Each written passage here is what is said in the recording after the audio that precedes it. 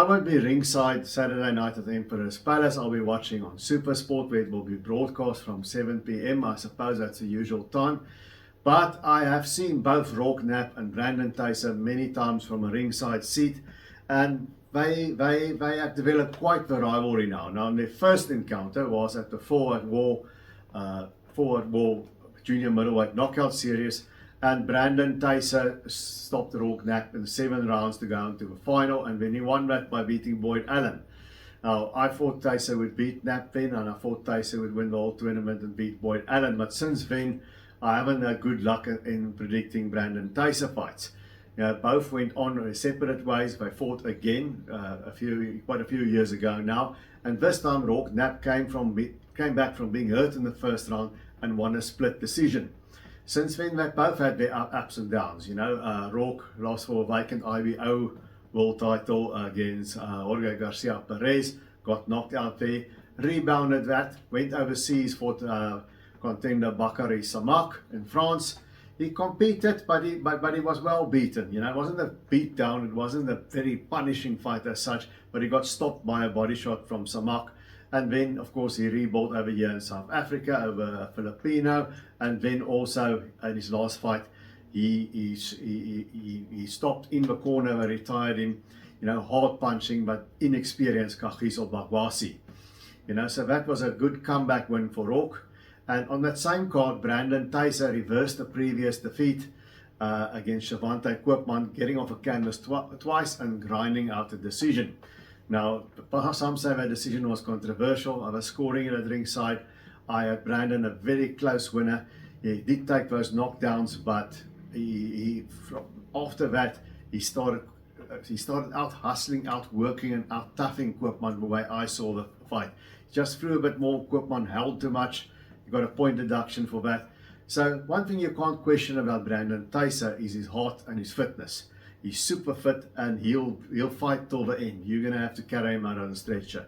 He's got a very good chin, not the best chin in the world, not all of them are cool, but a very good chin. You can knock him down like Koopman showed, and if you have a speed more than if you have a raw power.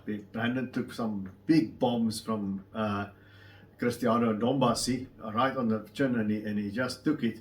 But I think this combination of the speed and the timing of Koopman is what nailed him, what caused those knockdowns. But one shot might knock him down, but it's definitely not going to keep him down. He's gonna get up, and he recovers quite well. Now, Brandon Thysse, the other thing that I like about him, two things. He's got a very good jab when he uses it properly, and when he's on that, he's got a very solid jab, and he goes to the body really well. Throws those uppercuts and hooks, and he really digs to the body. Now, Roarke Knapp, seen traditionally as a slightly more talented guy. He's maybe a tad quicker, he's maybe a tad more explosive. He can box, but he likes to brawl. And there's also the problem, his chin is not the best. He's been knocked down many times by now. He's been stopped before. But he also, like Brandon, he's got conditioning and he's got heart. He's also going to fight till the end. Now, in the chin department, I think Brandon Thysse is definitely the superior one. But Roarke, he'll fight till the end. You can knock him out, as people have proven, but you're also gonna have to work for it. But the other thing about Roarke, he likes getting involved in brawls. But in their last fight, where he won a split decision, I think from a tactical viewpoint, Roarke was a little more disciplined in that fight than Brandon was. Brandon had him hurt in the first round, so he fought aggressively, and then he sort of changed his game plan. It was to me like Brandon didn't know if he wanted to brawl, go after him, or if he wanted to box.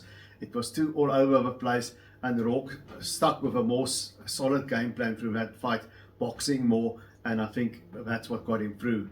Now, in this fight, who do you think is going to win? Tell me in the comments down below. Tell me who wins and why they win. I think it's a very, very hard fight to predict, because I think since their last encounter, both of them have lost a little step. Brandon is now, Roarke is now training in the UK.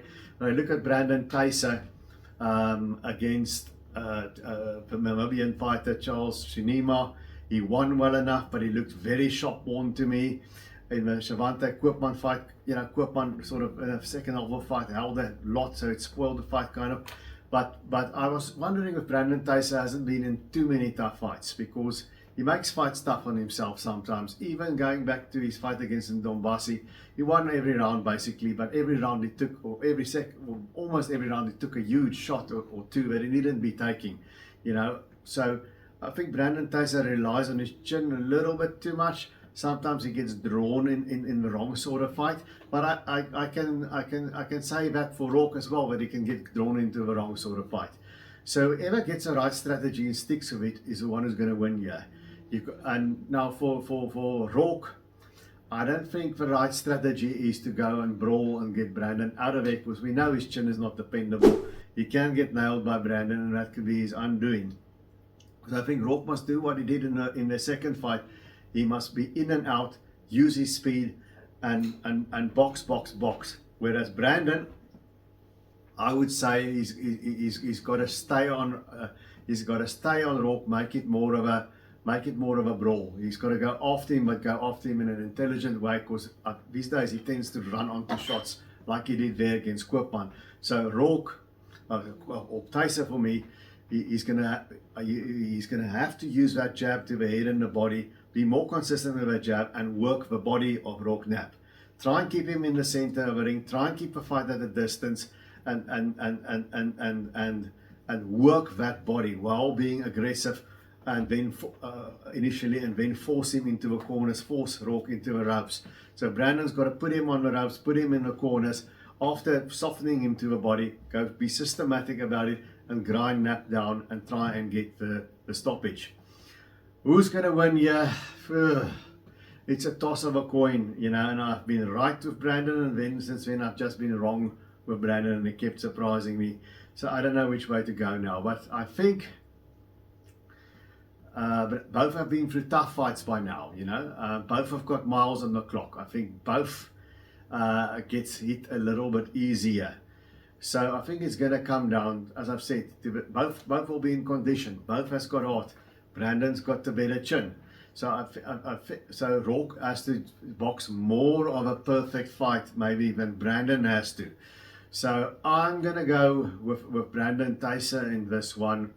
Late stoppage. I'm going to go Brandon Thysse TKO 8. But I wouldn't bet a cent on this fight. I'm just sure it's going to be a big fight. You know, you got to tell me what you think down below. And it's a good card. It's called Soul Survivor, you know, because this is the final of another mini junior middleweight tournament. And on the card are the other Thysses as well. You might as well call it Night of the Thysses, although Roarke might end that upper card, because we've got the SA light heavyweight title fight where Brian Thysse defends against his cousin Gerard Thysse.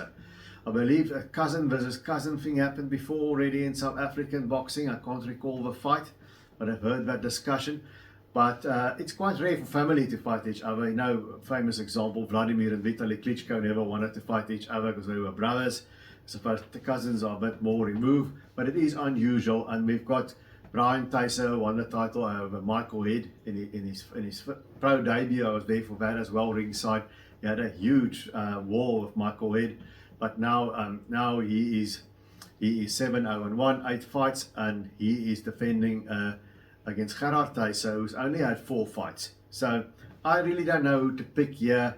Stylistically, they're almost the same to me. I'm just going to go with Brian Thysse to retain his title on points, simply because he's got the more experience, he's got more seasoning, he's faced more to and fro adversity in his pro career, and that's the reason I'm going for him. It's an interesting heavyweight fight. Jose Kadima, a guy with a high knockout ratio. I think he's 6-0 or 7-0 now. And he's facing the Brazilian fighter Munoz de Pena, who got a draw there against one Jean Alberts a while back. So it's a bit of a step up for Kadima, and we'll see what he can do when he's not just bullying his opponent. Good fights on the undercards. Sanele Sotwai, top prospect, as well as Monica Mkanla, top female prospect, also in action. So it's a good card there at Emperor's Palace. Wish I could be there, but you know, budgets are budgets. You can't always do everything. But that's what I think. And enjoy your boxing Saturday night at Emperor's Palace or on Super Sport, whichever you do. Or if you are in somewhere else than the African continent, I believe it's streaming as well with IME. You'll find a stream somewhere. And until I see you guys again, punch the subscribe button, please. It helps the channel. It doesn't cost you anything. And remember to keep your hands up.